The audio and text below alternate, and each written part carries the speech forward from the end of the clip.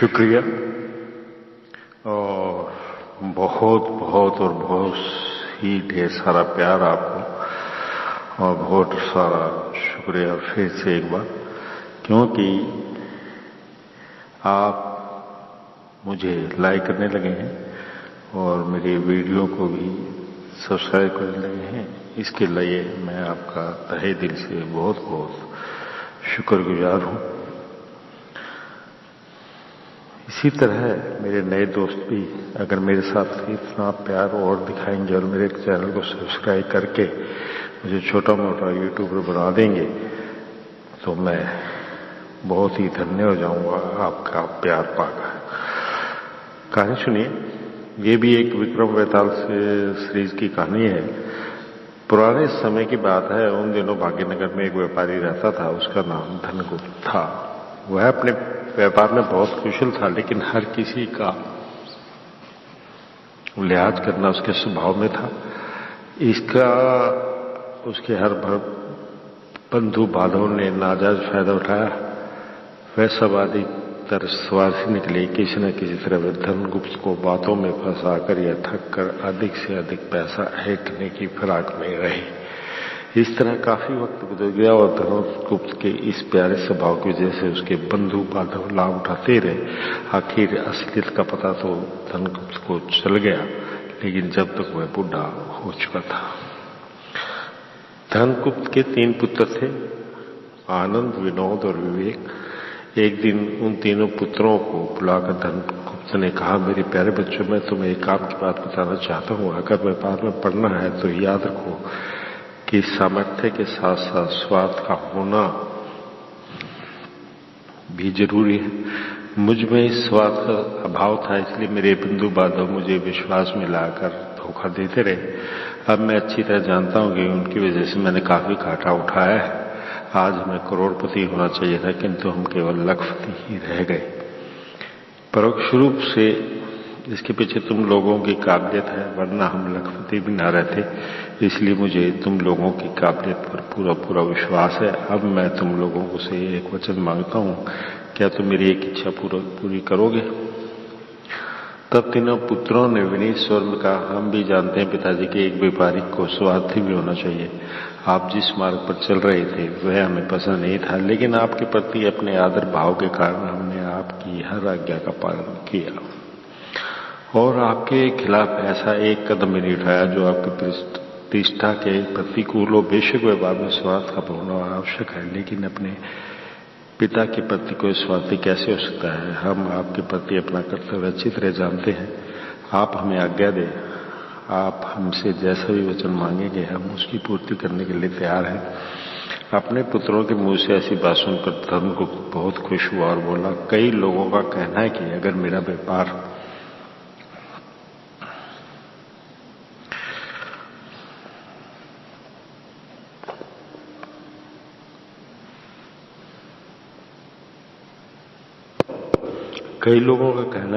मेरा व्यापार ठीक से नहीं चला तो इसके कारण मेरा अपना घर ही है।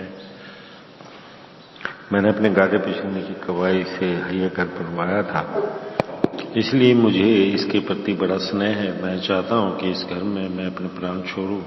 मैं ये घर छोड़ना बिल्कुल नहीं चाहता। लोग कहते हैं कि ये घर दोषपूर्ण है। यह सुनकर मुझे बहुत दुख होता है।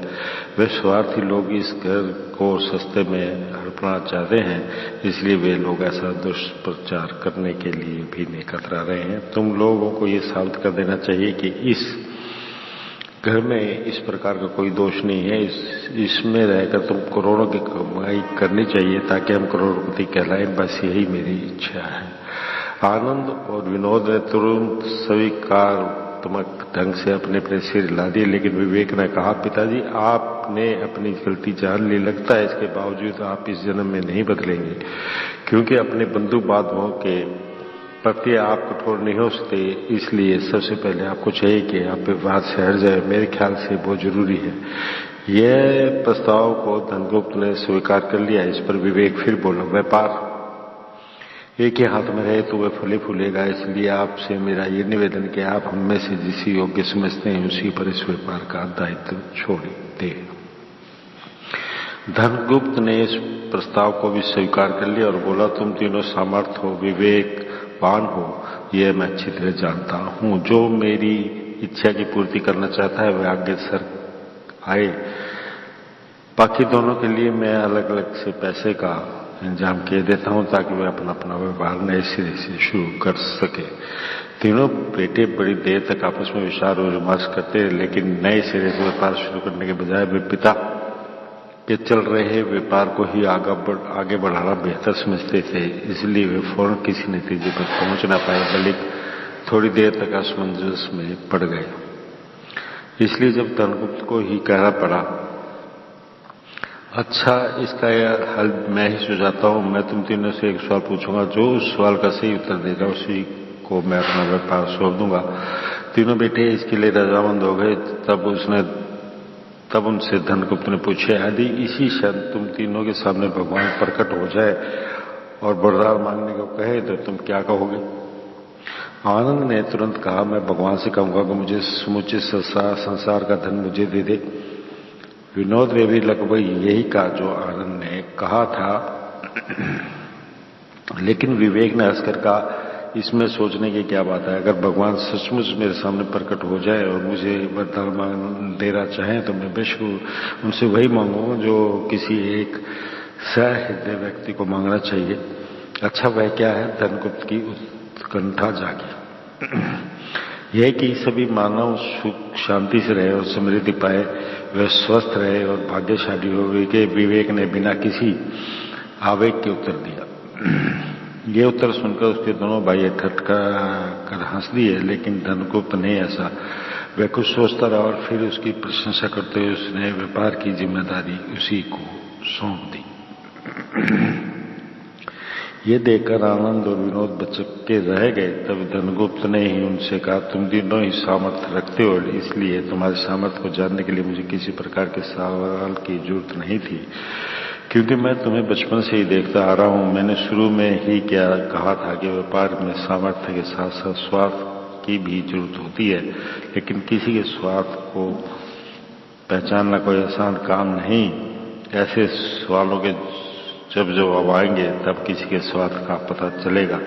तुम दोनों से बढ़कर होशियार स्वार्थी निकला तुम्हारा छोटा भाई विवेक, इसलिए मैं अपने व्यापार का दायित्व भी उसी पर छोड़ रहा हूं। वैताल ने कहानी खत्म करते हुए कहा, राजन, धनगुप्त स्वार्थ का महत्व तो जानता था, लेकिन अपने बंधु बांधवों के प्रति लिहाज रखने के कारण वह उनके धोखे का शिकार हो जाता था और इसलिए वह करोड़पति नहीं बन पाया। उसने मेहनत से बनवाए घर को कुछ लोगों ने उसके मेहनत से बनवाए घर को कुछ लोगों ने दोषपूर्ण करार देकर उसे यूं ही हड़प जाने की कोशिश की। धनगुप्त बूढ़ा तो हो ही चुका था, लेकिन करोड़पति बनने की इच्छा उसमें अभी भी बाकी थी। ऐसी स्थिति में वह अपना व्यापार एक विवेकवान और स्वार्थ व्यक्ति को सौंपना चाहता था, ताकि सब कुछ सुरक्षित रहे और उसका करोड़पति बनने का सपना धूमिल न हो जाए। पर इस इच्छा की पूर्ति के लिए स्वार्थहीन विवेक को वह सारी जिम्मेदारी सौंपना क्या मूर्खता नहीं कहलाएगी? विवेक ने कहा कि वह भगवान से चाहेगा कि सब सुख शांति से रहे और स्वास्थ्य और समृद्धि पाए। ऐसे व्यक्ति के हाथों में क्या व्यापार कभी पनप सकता है? निश्चित रूप से धनगुप्त ने ठीक निर्णय नहीं लिया। मैं अपने संदेहों का निराकरण चाहता हूं। अगर आप इनका सही उत्तर जानते हुए भी चुप रहोगे तो आपका सिर फट जाएगा। मजबूर होकर राजा विक्रम को कहना ही पड़ा। जिंदगी बसर करने के लिए लोगों मौके के मुताबिक अपनी शक्ति के अनुरूप अलग अलग किस्म के पेशे अख्तियार करते हैं, इसलिए सबके अनुभव एक जैसे नहीं होते। उनके निर्णय भी उसी प्रकार उनकी मनस्थिति और विचारों की गहराई पर निर्भर रहते हैं। धनगुप्त ने अपने अनुभव के आधार पर जान लिया था कि किसी व्यापारी के लिए सामर्थ्य रखने के साथ साथ स्वार्थी होना भी जरूरी है। उसके बेटों ने उसके प्रश्न के जो उत्तर दिए थे उन्हें सुनकर धनगुप्त को पता चल गया था कि उसके तीनों बेटे एक से बढ़कर एक स्वार्थी हैं, लेकिन स्वार्थी के लिए यह भी जरूरी है कि उसके स्वार्थ के बारे में किसी को कुछ भी पता ना चले। उसके दोनों बड़े बेटे यही मात खा गए। उन्हें चाहिए था कि वे अपने स्वार्थ पर छदम चढ़ाए रखें, तभी स्वार्थ उपयोगी सिद्ध हो सकता है। मूर्ख को स्वार्थ से हानि होगी, लेकिन बुद्धिमान उसी स्वार्थ से लाभ उठा लेगा। धर्मगुप्त का छोटा बेटा इतना होशियार निकला कि उसने अपने स्वार्थ के बारे में अपने पिता तक को भी पता नहीं चलने दिया। यदि भगवान उसके सामने वाकई प्रकट हो जाते तो वह दूसरों की सुख शांति और स्वास्थ्य समृद्धि की कभी मांगना करता। वह क्या मांगता है इसके बारे में तो वह किसको कुछ ना बताता। यह इसलिए जानकर ही धर्मगुप्त ने अपने व्यापार की जिम्मेदारी विवेक पर डाली।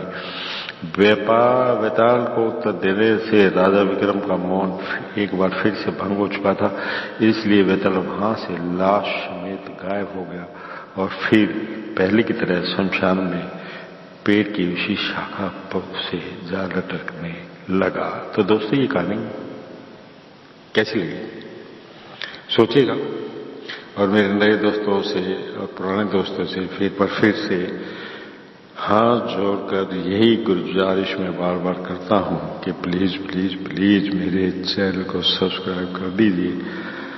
आपका मैं बहुत बहुत बहुत ज्यादा धन्यवादी होऊंगा, और वीडियो को लाइक जरूर कीजिएगा और साथ में बेल आइकॉन भी दबा दीजिएगा, जिससे मेरी ये सारी वीडियो और कहानियां आप सबसे पहले सुन सकें और देख सकें। एक बार फिर धन्यवाद दोस्तों।